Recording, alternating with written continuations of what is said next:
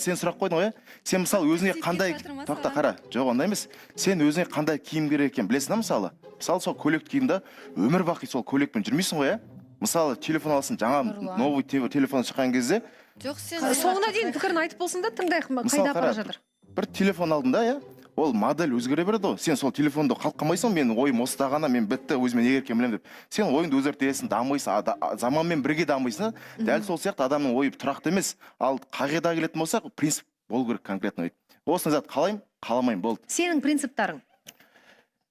Мен өзім принциптарым айта кететін болсақ, алдын айтаға кеткендей, бұрын соңды бір қадам жасап көрдім тәуекел етіп, екінші рет жасауға аяқ тартынып қалды.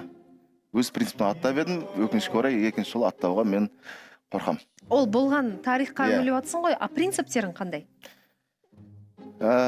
Болашаққа алатын болсақ, мен енді ақ некені осы жерге байланыс айтайын.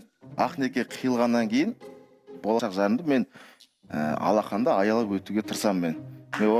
Жоқ, бұл жоспар. Принцип емес.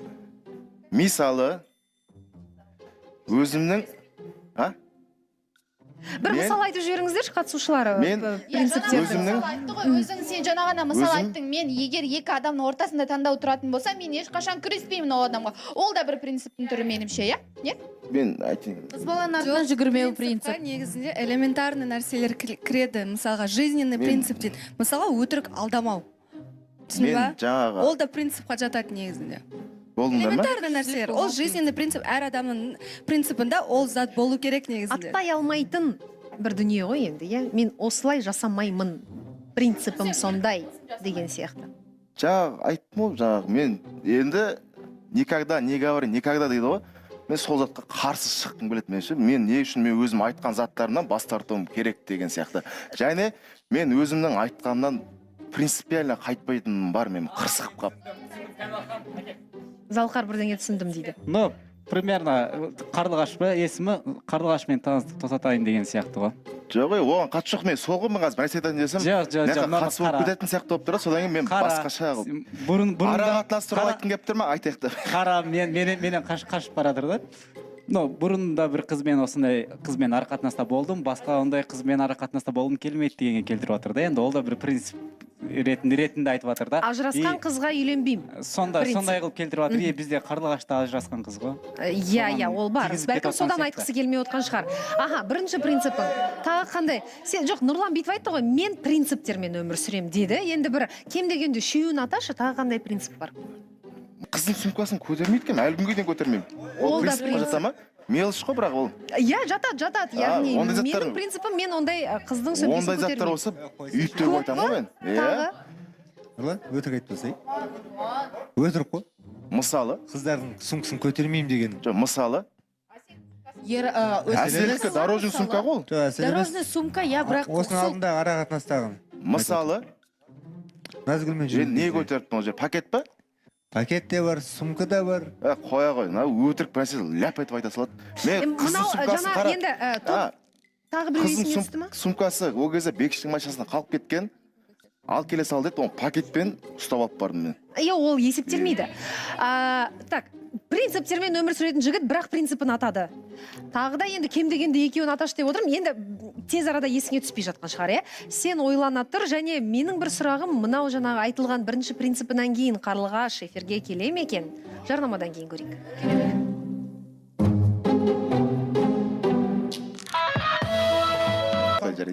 Принциппен өмір сүретін жігітке бір сұрақ қойып кетейінші. Мен заманауимын қазір. Заманауисың ба? Жарайды. Енді мынандай ғой, бізде жігіттер екіге бөлінеді. Біреу сөзбен дәлелдейтін, біреу іспен. Сен қайсысына жатасың?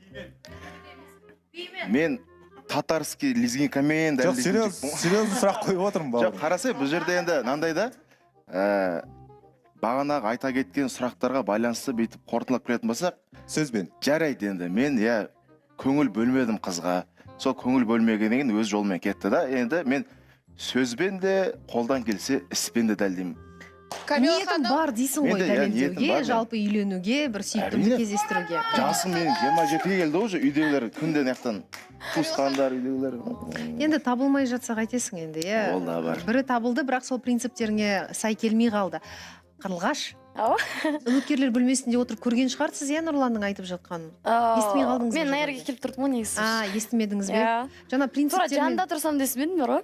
принциптермен негізі мына жерден естілмейді, иә. Жұқа есік болып көрінгенмен, бірақ ар жағынан ештеңе естімейсің. Андай сыпыр деп тұрғанда естіледі, как будто сыпыр. Иә, дәл солай. Не Нұрлан дейсің айтады, деген қарлығаш сияқты. қараңыз, қазір күлкісіз, кәдімгі анықтап қарайтын, толықтай сабырлықпен қарайтын бір мәселе. Нұрлан айтады, мен принциптармен өмір сүрем, және принциптерінің арасында мынандай дүние бар. Бұрын тұрмыста болған қызға үйлене алмаймын деп жатыр. Енді ата-анасы да оған қарсы. Ол жағын ойландыңыз ба? Қазір естігеннен кейін қандай ойдасыз? Негізі өзіне қалай ыңғайлы болады, соған байланысты деп ойлаймын мен. Қарсы емеспін Енді негізі. ренжіп қалған жоқсыз ба? Жоқ, негізі қарсы емеспін. жоқ мен бұл затқа негізі бірінші үміткер болып таңдады ғой мен үшін Нұрлан деген кезде Залқар айтты ғой, енді сен шынайысың ғой, маған айтқан заттарым бар. Мен сол кезде айтқанмын, баламен қабылдамаймын, ажырасқан болса мен үшін мәселе деп. Сол кезде айтқанмын, сол кезде енді танысып көрейік деп таныстық қой негізінде. Бала мәселесінде айырмашылық бар дейсің ғой бұл жерде. Камила ханым, Ау. мен кішкене Нұрланды біраз танып қалдым ғой. Негізі Нұрлан принциптермен өмір сүретін адам емес, ол тек қырсықтықпен өмір сүретін адам. То есть бір нәрсеге қырсығып қалатын болса, ол нәрсені принципі болып тұрса да, болмай тұрса да қырсықса, ол нәрсені істемейді. Қырсығатындай Қарлығаш не істеп қойды, сөзіңнің төркінін кішкене түсініп жатырмыз ғой. Өзің айта кетсең. Сендер көздерің қалай көреді? Жалпы бұл жерде біздің арамызда бір қырсықтық болып кетті негізінде. Поэзия қырсықтық деген еш нәрсе болмады негізі. Сен сондай сияқты, сен Мен просто андай дауысым бар ғой, бір түрлі отыр жоқ, соған. дауысы сен күшті, сен әншісің, бишісің, Андай, сен не ұялмай болады? отыра берсе осы жерде. Модельсің сен еще. Смелая, добрая. Спасибо. Негізі, Нұрлан, негізі ренжімеді, бірақ сен кешегі қыздың айтқандарымен қазір кішкене сен төмен қарай түсіріп жатқан сияқтысың. Каждый бір сөзін бүйтіп ұстап алып, өзіне қарай атып отырасың да, кішкене серьезный болғыш. қараңдар, әсіресе Данияр қарада, иә. Мынандай да, негізі сырт көзден қараған кезде мен комментарийдің бәрін оқимын ғой. Енді көбісі Қарлығаш туралы теріс пікірді да, енді неге ондай деп. Жалпы мен Қарлығашпен сөйлестім. Сосын мына жақта әзіл айтқан кезде күліп алып, одан жаның ашпай қойсыншы сөйтіп. Мына жақта мен сыртқа шыққан кезде сөйлестім, ол кәдімгідей сөйлессең адам сияқты сөйлеседі. Бізден ақылды ол кәдімгідей. Андайда просто переходный возрастта қалып кеткен қыздар болады да, көп сөйлейтінші бейт. Сондайда соны сол дұрыс түсінбейді негізі адамдар. Ішкі жан дүниесі кәдімгідей бай кәдімгідей. Мен сөйлескеннен кейін мен білем, сен білмейсің. Сен күліп отыра бер. Иә, бізге де негізі пікірлер жазып жатады ғой, иә, Камила ханым, неге Қарлығашты кіргізесіздер деп. Неге біз кіргізбеу керекпіз студияға? Біріншіден, бұл жерге үміткер болып кез келген адам келе алады. Біз бөліп жармаймыз, сен кіре аласың, сен кіре алмайсың деп. Екіншіден, жаңағы Қарлығашта енді күліп қайта-қайта жаңағы ашық жарқын болып отырғанын адамдар керісінше түсінеді екен. Мен айтамын, көрген адамдарға айтамын, былай шығып сөйлессең, әп-әдемі қыз эфирге шыққан кезде енді сондай өте ашық, жаңағы күлкімен өткізгенді жақсы көреді.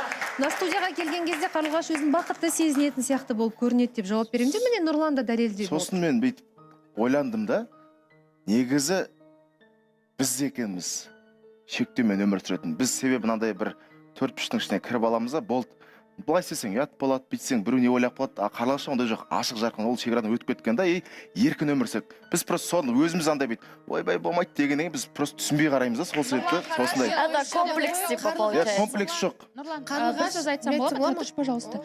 Алдыңғы жолы айтып едің ғой, Қарлығашпен ішкі әңгімелер, яғни мен Қарлығашты толыққанды танып білгім келеді, жан дүниесін білгім келеді деді. Енді қазір сен әңгімені принциптен бастап отқаннан кейін біз түсінбей отырмыз. Жалпы негізі Қарлығашты аша алдың ба? Қарлығаштың бізде жан дүниесін білгіміз келеді. Сен өзің іштей тани алдың ба? Бізге соны айтшы, бізге сол қызық негізі. Саған қарап айтайын ба?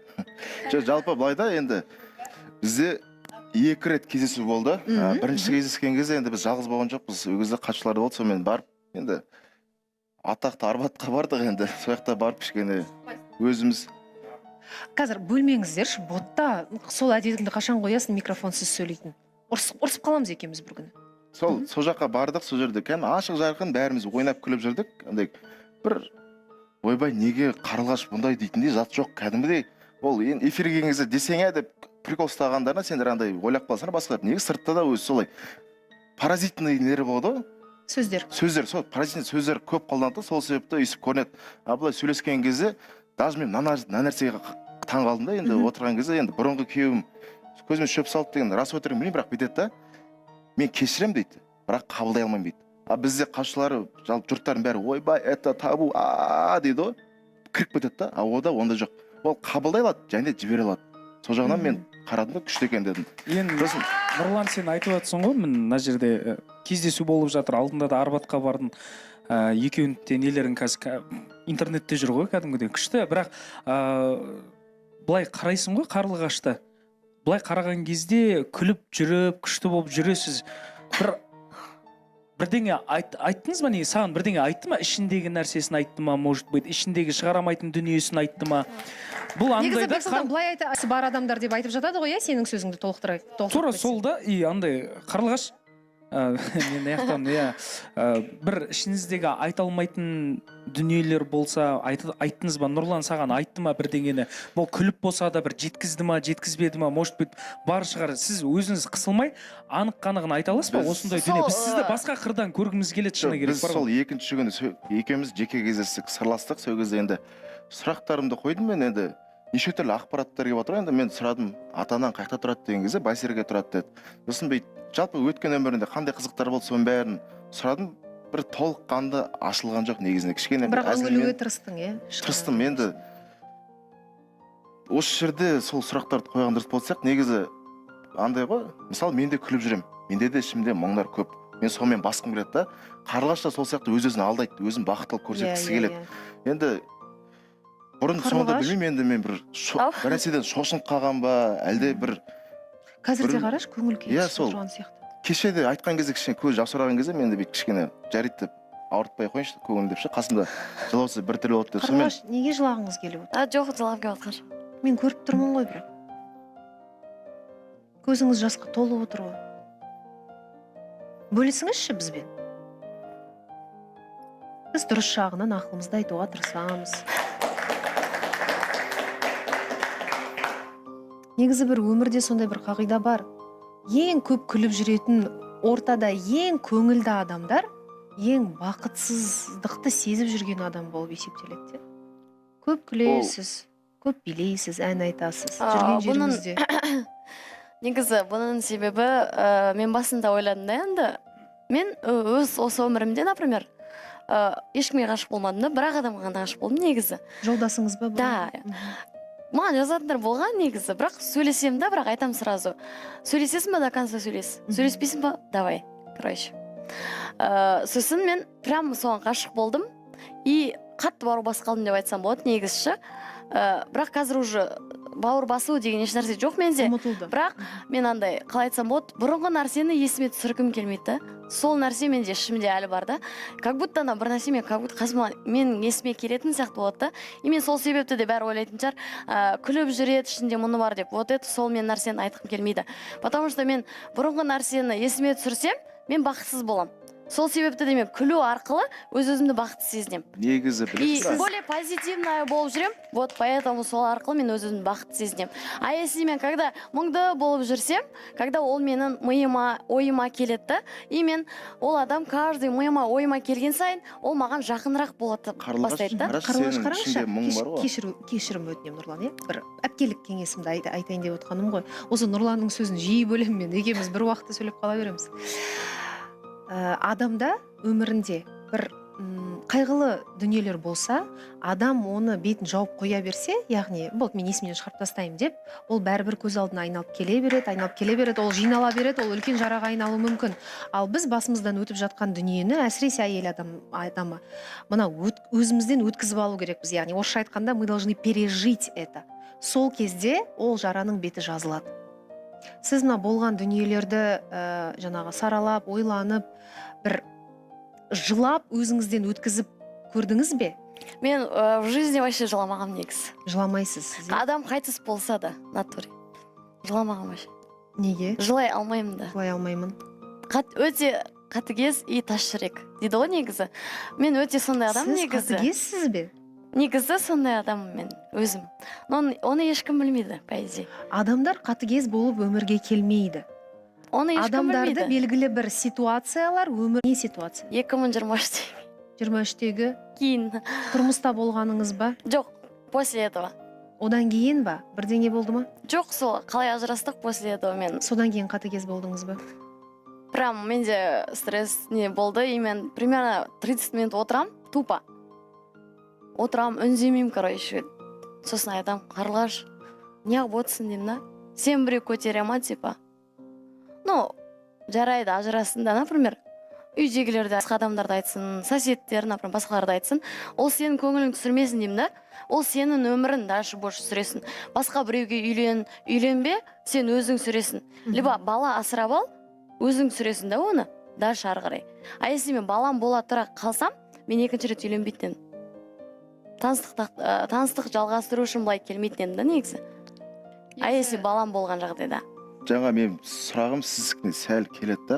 Қараш, ішіңдегі мұң бар да, сен оны күлкімен, өз-өзіңді алдап жаба берген сайын, ол түптің түбінде өсет, әрі кетеді да, бір күн жарылады. Сол кезде сен өзіңе қатты қиын болады.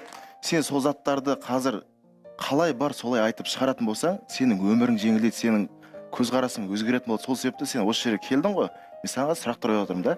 Сен соны барынша ашшы, сен туралы адамдардың ойы өзгерсін. Сен қазір мына жақта көбісі дұрыс түсінбей жатыр. Екеуміз сөйлестік, сырластық, сол кезде мен сені түсіндім.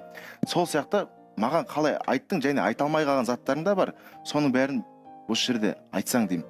Мысалы, болады да, үй жағдайында да мысалы көп балалар қазір жігітте болсын, өз өмірімен кетеді да, сол кезде миында қалып қалады. Мен осылай өмір сүріп жүрмін, басқаларға қарайды да, олар бақытты, мен сонда бақытсыз болуға лайықпын ба дейді да. И мен өз-өзін сезінеді да, бетпіші, мен тірі жетімін ба деген сияқты. Әке-шешем бар, бірақ олардан ешқандай мейірім, жылулық күтпедім, алмадым. Сенде сондай жағдай болмап па еді? Әке-шешенің жылулығын көрдің бе? Ал осы орайға қарай мен айта кетсем, кешірім сұрап барлықтарыңыздан.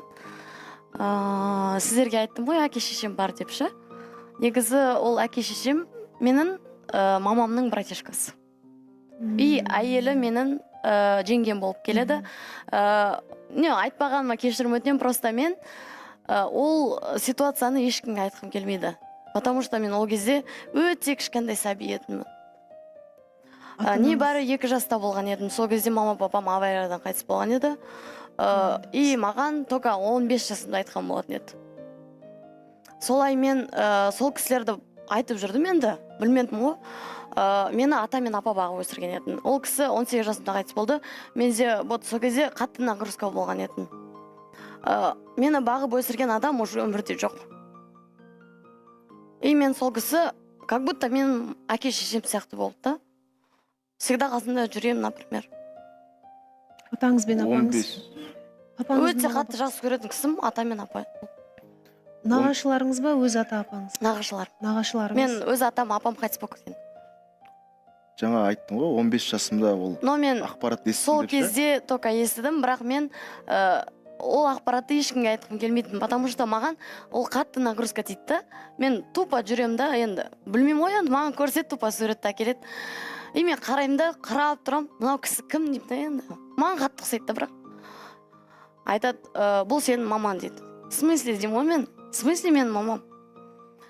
Натуре арық, бойлары, саусақтары, түрі бәрі маған қатты ұқсайды келеді. Но мен папам өзімнің, менің мамамның братишкасына қатты ұқсайды негізі. И мен ойлайтын, натуре екеу не егіз ба деген сияқты. Шын суреттен көргенде ойлайтын ғой енді, братишкасы ма или егіз ба деген сияқты. А былай мамама мән бермеппін да суреттен қарағанда. Жай бір тәте шығар, туысқан деп ойлайтын. Өзіңіздің туғандарыңызбен араласасыз ба, папаңыздың жағымен? Өзімнің туған сестрам бар, араласам бірге. Туған әпкеңіз бар? Сіз демек үйдің тұңғышы емессіз? Кенжесімін. Кенжесіз. Иә, бір апайым бар деп айтып едім сіздер. Иә. Екеуіңіз де ата апаңыздың қолыңызда өз мама папаммен тұрамыз. Анау, который асырап жеңге. Түсінікті. Оларды мама папа деп атайсыздар ма? Жоқ, мен атамаймын. Сестрам арасында айтатын, бірақ мен айтпаймын. Потому что олардың өз балалары бар да, а мен қаламаймын да, чтоб әркімнің өз баласы өзіне да, например. А мен өз атанам өзіме да, а мен басқа бір, например, ағам болсын жарайтын ағашы. Мен оны өз-өзім мамам, папам деп қабылдамаймын никогда. На всю жизнь қабылдамаймын. Мен оны на всю жизнь ағам и жеңгем деп ретінде қабылдаймын. А мен өзімнің мама, папам и не деп марқұм атам мен апаны ғана айта аламын. Потому что ол кісілер мені туылғаннан өсірді, бақты, жеткізді, оқытты, өсірді, жұмысқа кіргізді, например, да. Қазіргі жемісім көріп жатқан сол апам мен атамның арқасы деп ойлаймын. Андай Қош. адам баласына негізі көтере алмайтын сынақ бермейді дейді ғой. Андай ғой, сен негізі өте мықты қызсың да, бірақ оны сен көрсеткің келмейді, сен оның бәрін жауып тастайсың. Андай да, қараш. Енді Мен потому что қатты қысыламын да. ол хабарды сен 15 жасында естідім дедің ғой, әке шешең жоқ екен. Қалай қабылдадың сен ол кезде? Қандай көп адам мысалы естіген кезде сондай бұзылып кетеді, немесе бұл өмірден үмітін үзеді. Сенде қандай болды ол кезде? Мен қалай бар солай қабылдадым, потому что солай болу керек болады. По-любому сен өлі адамды тірілте алмайсың да, былай қарап тұрғанда. А мен уже ата мен апаға бауыр басқан ағамын, ал жеңгем мен ағамды ол аға жеңге деп жүре берген кісімін да, например, былай қарап тұрғанда. Оларды мен на всю жизнь айта алмаймын, мама папа деп те, например. Но кейбіреулер айтады, неге айтпайсың, сен ол кезде 2 жаста ғана болдың ғой не бәрі деп. Мен айтам, маған 2 жаста енді нетсе, мен бауыр басса мені, мен ол кезде айтып кете алатын едім. Маған 15 жаста мен ол кезде уже 9 классқа көшетін адаммын да. Уже ересек адаммын да, мен уже бәрін біліп тұрмын. Например, 7 жаста баланы өзі айтады ғой, ой, менің мамам емес қой деген сияқты, например. А мен уже ересек адаммын да, уже универге, колледжға түсетін адаммын да. Мен тупо барып, мынау мен мамам ғой, папам ғой деп айтпаймын ғой. Кішкентай баланың әңгімесі олай қарап тұрғанда. Әпкеңіз нешеде еді? Сіз 2-де болдыңыз, ал әпкеңіз нешеде еді? Әпкем менен 7 жас үлкен. 7 жас үлкен.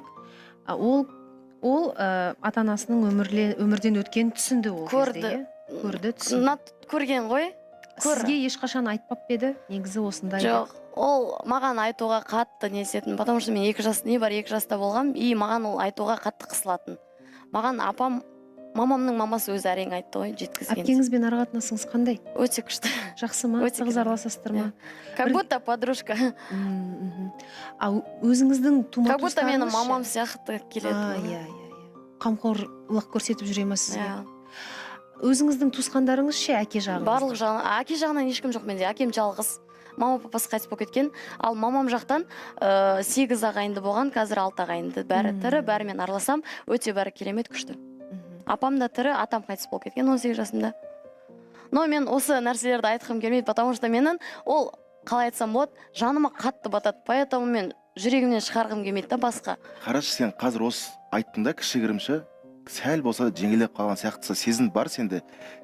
Ішіңдегі сенің айта алмайтын заттардың бәрін сен осы жерге айтып босайтын болсаң, негізі өзің жақсы болады. Кейін өмір сүргенде де сенде миыңда шектеулер болмайды. Анау маған бүйтті, мынау маған сөйтті, ренжістеріңді жіберші сенің. Сен бүткіл әлемге негізі адам баласына ренжулі сияқсың, сол себепті өйстіп қашқақтайсың адамдардан. Иә, дұрыс Мен айтасыз. байқалады ол. Сен ренжістерің бәрін жібер, шығар, боса, сол кезде сен таныстыққа да ашық боласың, басқа заттарға да ашық боласың. Мен айтып жатырмын да, осы барлықтарыңыздан кешірім сұраймын айтпағаным үшін, но мен айтады да көбісі енді. Но мен өзім негізі психологқа кішкене бармын да, психолог жағынан шандай адамдарға. Енді ол жағынан кішкене бар болсаңыз қараңызшы. Соған қарай?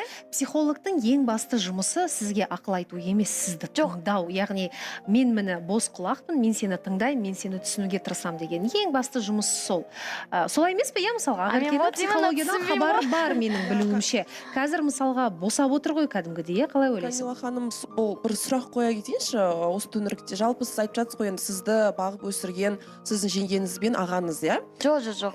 Ата мен апам. Иә, вообще жалпы сол кезде шектеу болды ма мысалы? Сезілді ма бір шектеу? Сізді ысырып тастап, мысалы кішкентай кезінен басқа көзбен қарап. Шектету тыс шығарып тастау ма? Жоқ, басқа балалардан басқа қарым-қатынас, жылулықты бермеу деген сияқты. Менде ондай қысым көрдің ба дейді. Ешқандай қысым көрген жоқ. Мен наоборот өте ерке өскен адаммын. Мен бірақ өзімде комплекс болды. Неге мен ата-апа мені бағады? Менің ата-анам кәрі не сонда деген комплекс болады. Мектеп кезінде. Мен сол кезде бәрінің, например, жиналысқа барады да бәрі. Жап-жаста бір 35-20 бір мәнелерде да. Примерно деп айтайын, сондай 35-27 сондай да енді. И менің барады 50-де, примерно 60-70-де дейінші сондай да кәрі уже. А мен отырам тупо. бәрінікі жас, еще боянып келеді, там туда-сюда келеді, көйлек киіп алған да. А менде апаларда нормально барады, бірақ андай неге кәрі деген ой келеді да. Мен жап-жаспын да былай қарап тұрғанда. Олар сияқты менде балалар кішкентаймын да. Неге кәрі деген ой болатын да менде. Сен жаңа айттың ғой, сол мазалайды мені күнде. Бірақ мен ешкім айтпайтын оны. Ерке өстім дедің ғой, сен ше үйіңде ешқандай қысым көрген жоқпын дедің. Сол еркелігіңнің кесірінен негізі мектепте қысымдар көрген сияқтысың. Жоқ, ондай қатты қысымдар. Ешқандай қысым болмапты да? Негізі көбінесе сол мектеп мен наоборот оларды қысатын едім. Қарлығаш, қараңызшы, осы сұрағын жалғастырайыншы. Мінезіңіз мектепте де дәл осындай ма еді? Басқаша ма едіңіз? Жоқ. Мен де негізі мен вообще күлмейтін едім негізі. Күлмейтін едім. Мен андай адам болатынмын, қалай айтсам болады, өте тұйық адам, и мен ешкім аша алмайтын, как сказать, жұмбақ адам болатын да мен. Когда маған адам сөйлейді ғой, мен қараймын да амандасам и отыра беремін тупо. Типа ішімдегін тауып ал деген сияқты ше. Сондай адам болатынмын. А мен қалай бұрынғы күйеуімен сөйлестім, ол мені ашты. Короче, аша білді деймін да. Менің ойымнан шықты, короче. Мені осы дәрежеге жеткізді деп айта алсам болады да, короче. Өзгертті мені. 100 есеге өзгертті деп айта алсам болады. Тағы бір сұрағым, мектепте енді кішкентай балалар қатыгез келеді негізі, әсіресе жаңағы мектептегі қатарластарың түрлі дүниелерді тек қана қазіргі заманда кинодан ғана емес, жаңалықтардан да естіп жатамыз. Буллинг болды ма сіздің тарапыңызға? Қатарластарыңыз қысым көрсетті ме? Жоқ, ондай болмады менде. Негізі шындығында айта берген дұрыс. Жоқ, ондай еш нәрсе болмаған менде. Болса, сразу айтам ғой мен ондайларды. Мойындағысы келмейді ғой негізі ешкім, бірақ жартылай ашылды. Келесі жолы кездескенше шығарып салайық.